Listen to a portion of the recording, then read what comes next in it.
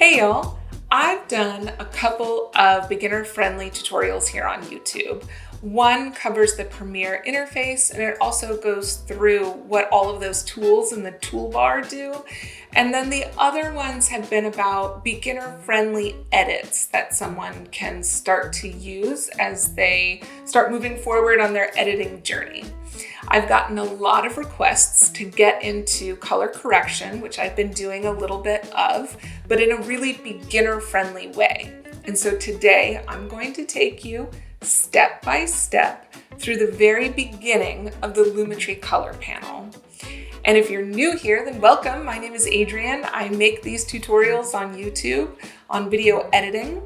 If you are interested in learning more about color correction, I do have a free color correction checklist. You can check the link in the description box below for that. And otherwise, let's get started. So you can see I have Premiere Pro open and I am in the color workspace. Your color workspace is up here in the upper right-hand corner. You can see what workspace you are currently in here. If you want to change your workspace, it is this rectangle button. You can see it says workspaces. You click and you can come down and click on color. Right here on the right, you'll see the Lumetri color panel. This is what Premiere uses for color correction and color grading. Today, we are just going to go through this first tab, basic color correction. I'm going to play this clip for you here. You can see that it's meatballs simmering in tomato sauce. Watching food on social media, food videos is so popular right now, and so I thought this was a good, relevant clip to work with. I'm gonna move the playhead back to the beginning so that we have this shot to work with for color. So for color correction, we don't wanna deal with a LUT yet. So we're gonna skip this first input LUT choice and come down to this auto button. The auto button is an AI tool that Premiere has created. It's a perfectly fine place to start. I use it too. It's just not where you end. You press that button in order to get you started, but you still need to make tweaks. AI can't replace our brains, right? Can it? All right, so I'm gonna press this button. Let's see what happens. Oh, it lightened the image quite a bit. If we come over here to the left, you can see I have Lumetri scopes open, and this is waveform Luma.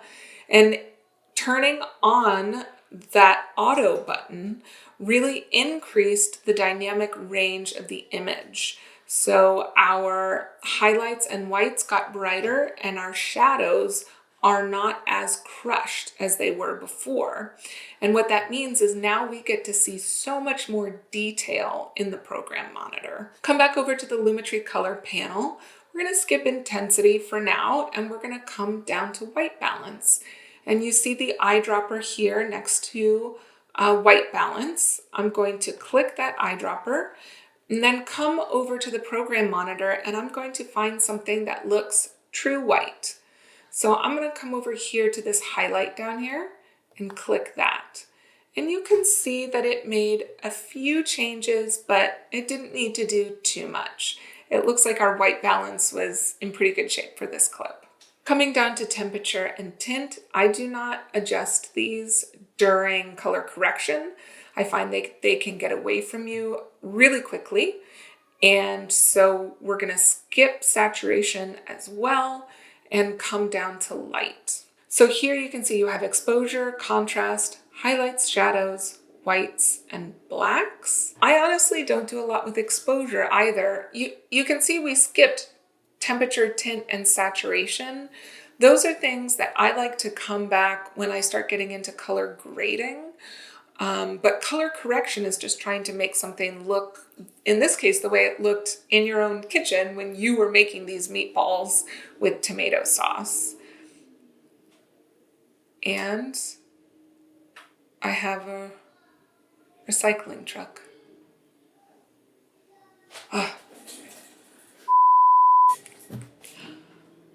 Okay, I'm just gonna keep going. I hope my microphone doesn't pick up the recycling truck. Okay, anyway, I think I was talking about temperature, tint, and saturation. Those are things that I don't adjust until I get into color grading.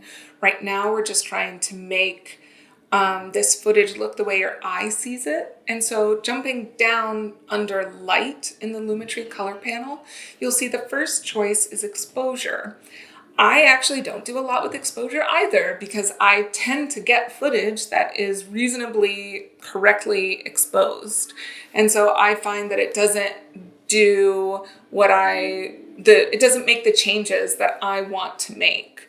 I want to be able to get granular and specific. I want to be able to change highlights and shadows, whites and blacks independent of each other here in this section of the Lumetri color panel. And both exposure and right below that contrast don't give me that level of granularity that I'm looking for.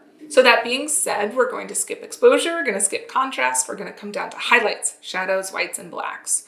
This is where we want to look over at our Waveform Luma scope, and we can see that the whites are high enough. I might bring the whites down just a little bit so they're not quite so close to 100 there. I'm going to bring them down to like 95. And then the blacks down here, that's the edges of the pan, I'm going to raise those. They're a little crushed. I'm going to bring those up to maybe a 5. So we're at 95 and 5. And then our footage seems to be falling just shy of 70. And then at maybe 25 here, I'm going to see if I can raise that just a little bit. If we can raise the highlights maybe up to 70, and we can raise the shadows maybe just up to 60. If you look in the program monitor, it allowed the image to just have more detail that we can observe in the footage. We can really see the spices and the crust and the bubbles in that sauce without losing any of these nice dark blacks or any of the nice highlights in the sauce as it's bubbling away and being lit by the lighting above. So let's watch it one more time.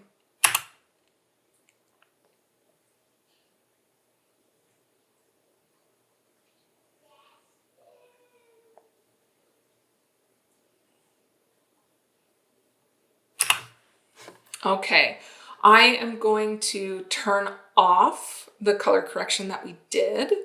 And I'm going to do that by coming over to Effect Controls and just pressing this FX right here next to Lumetri Color. You can see toggle the effect on or off. I'm going to turn it off. You can see how dark it was. So now we can really see the difference here when I toggle it back on.